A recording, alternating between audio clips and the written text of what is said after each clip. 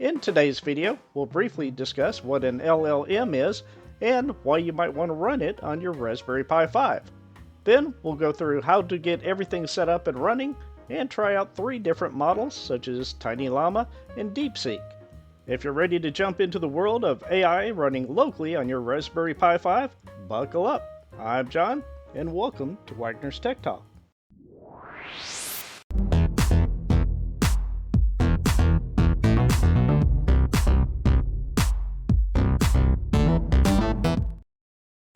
So what exactly is an LLM? Well, imagine you have a super smart robot friend who has read millions of books, websites, and stories. This robot doesn't have eyes or a brain like ours, but it's really good at understanding words and figuring out how to use them. This robot is called an LLM, which stands for a large language model. You can ask your robot friend questions or tell it to write a story, and it will use all the things that it has read to give you an answer or create something new. It doesn't really understand things like we do. It's more like a super advanced word puzzle solver. It looks at words that you give it and guesses what words should come next to make sense. So why might you want to run an LLM on a Pi 5? Well, an LLM on a Pi 5 can be a fun and educational project, though it is important to note that while the Pi 5 is powerful for its size, it's quite limited when compared to a full-size computer.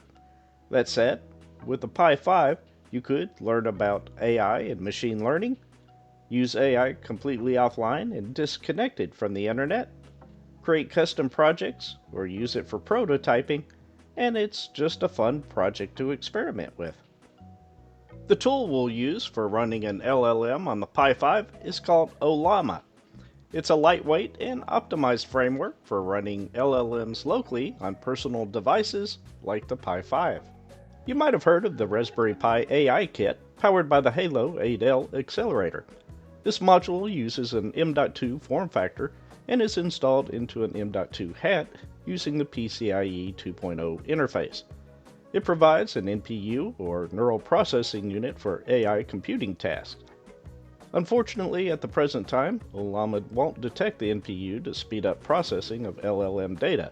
Therefore, at the time this video was created, the Pi AI Kit isn't going to be useful for LLMs on the Pi, as it will only use the CPU.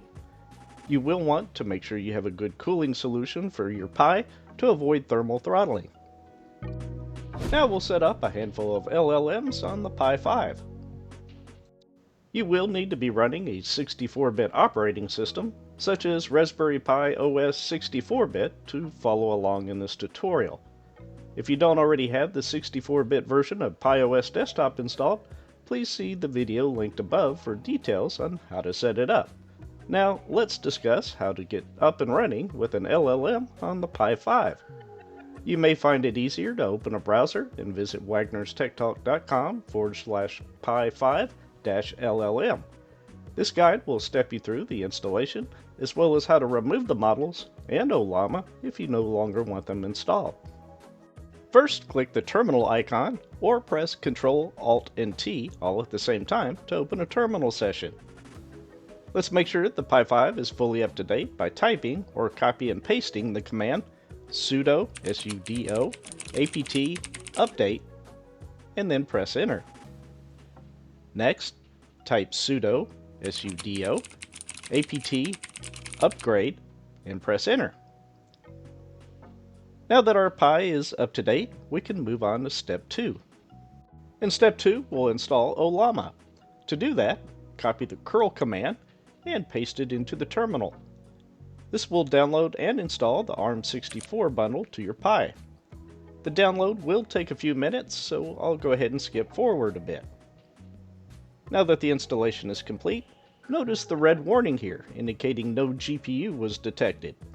While I actually do have the AI kit installed, Ollama doesn't recognize it and will therefore only use the Pi 5 CPU for processing LLM data.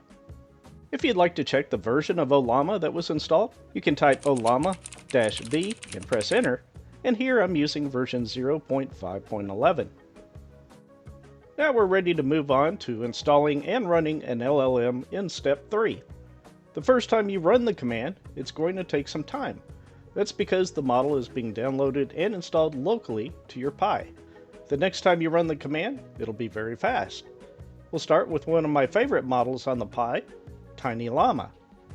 This one is reasonably fast and is a bit small with 1.1 billion parameters, but it performs fairly well on the Pi 5.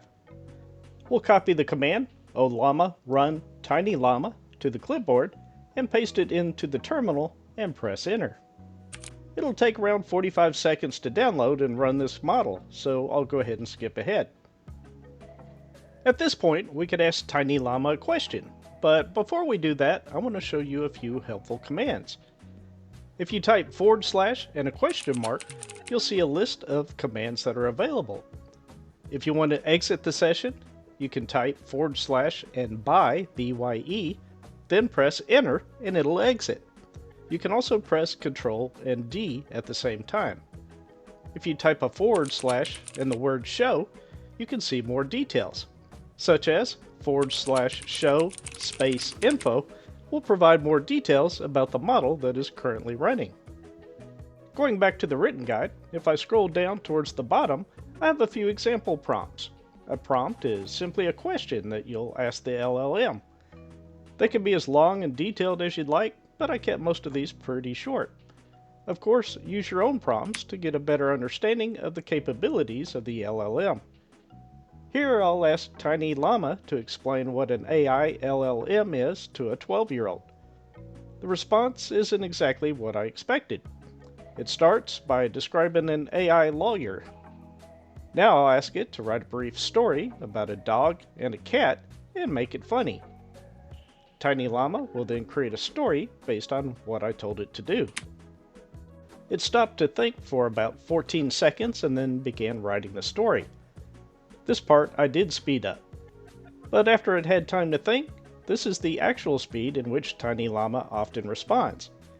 It's not too terribly slow, but certainly not as fast as running it from the cloud using high-end systems. But considering you can run this 100% locally and disconnected from the internet, it's impressive that it can be run on the Pi 5 at all. Now I exit the session by typing / bye and press enter. Another popular chatbot is DeepSeek and was released in January of 2025. Let's run the DeepSeek R1 model with 1.5 billion parameters. This model has more parameters than TinyLlama and still performs reasonably well on the Pi. Going back to step 3, copy the command and paste it into the terminal. Again, this will take some time to download, so I'll skip forward. You'll now see the familiar prompt that we did previously, though now we're running DeepSeek R1. This time I'm going to ask it a math question, such as, what is 10 plus 5 times 10, and see if it's able to follow the correct order of operations. That is, it should multiply 5 times 10, and then add 10 to it. DeepSeek provides a detailed explanation of how it comes to its final answer. In this example, it did provide the correct answer and lets you know how it came to the solution it provides. The 1.5 billion parameter model is reasonably fast on the Pi 5, and I did not speed up DeepSeek's response here. This was the actual speed in which it responds. As mentioned, you'll want to make sure you have a good cooling solution for your Pi. While the LLM is responding to questions, the CPU will get very close to 100% utilization. In addition, you'll likely want to use a Pi with 8 GB or more RAM, which is what I'm using here.